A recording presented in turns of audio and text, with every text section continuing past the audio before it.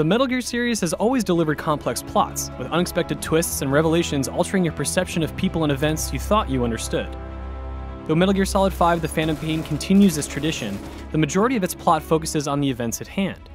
Fans of the series will find their diligence rewarded in ways that newcomers can't begin to imagine, but such loyalty and knowledge isn't a prerequisite. As Big Boss, the leader of a private military group, the Diamond Dogs, you go behind enemy lines to carry out recon and assassination contracts, as well as infiltrate the hideouts of your personal enemies. The Phantom Pain's plot mixes historical events from the 1980s with a pinch of James Bond villainy and an exciting dollop of sci-fi dressing.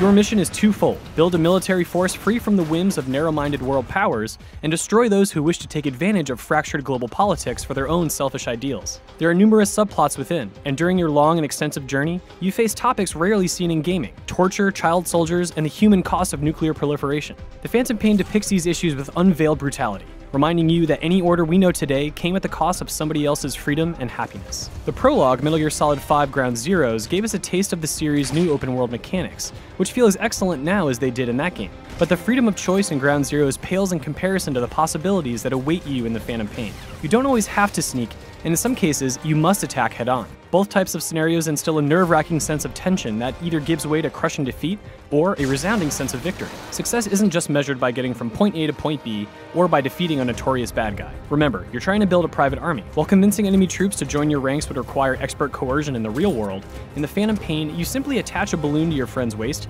and they float into the arms of an awaiting chopper. Of course, dead soldiers aren't good to anybody, so you're motivated to tread carefully and quietly to incapacitate your enemies without raising alarm in order to capture your prey alive. All of your hard work capturing soldiers, in addition to resources, wildlife, and vehicles, pays off back at Mother Base, your offshore sanctum. Here, soldiers you've captured can be assigned to different research fields. Once your team hits certain levels, and you possess the right amount of materials that you source from the field, you then earn the right to develop new equipment.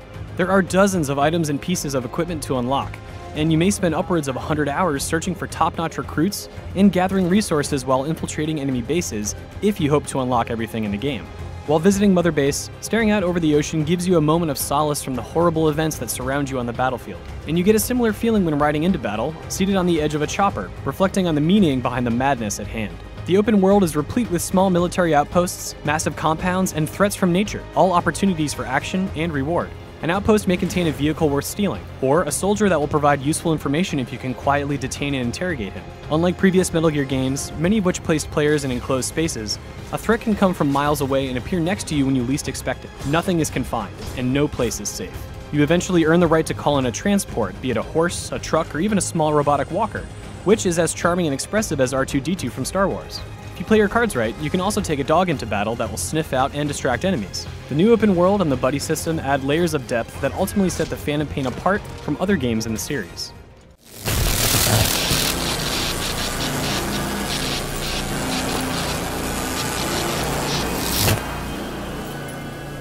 The story's final strokes cast deep, dark shadows over the world. For anyone just joining the tale of Big Boss with the Phantom Pain, the conclusion of these events will leave you with plenty to think about. Everything is questionable, and nothing is as it seems. For fans of the series, the ultimate payoff is one that answers questions, but also one that raises unforeseen implications. Unfortunately, in the lead up to the finale, you have to spend an hour or two replaying older missions on a higher difficulty setting just to unlock the final story missions. This is the only aspect of the Phantom Pain that feels off. Ultimately, the game delivers an impactful finale befitting the journey that preceded it.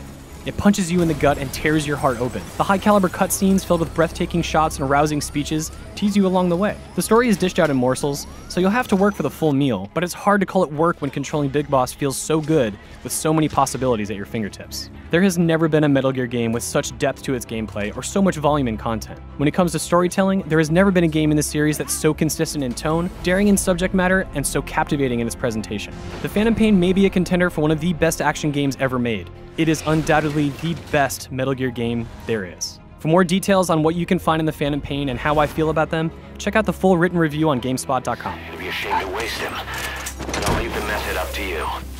Boss, make your way to Deshago Calais and eliminate the target.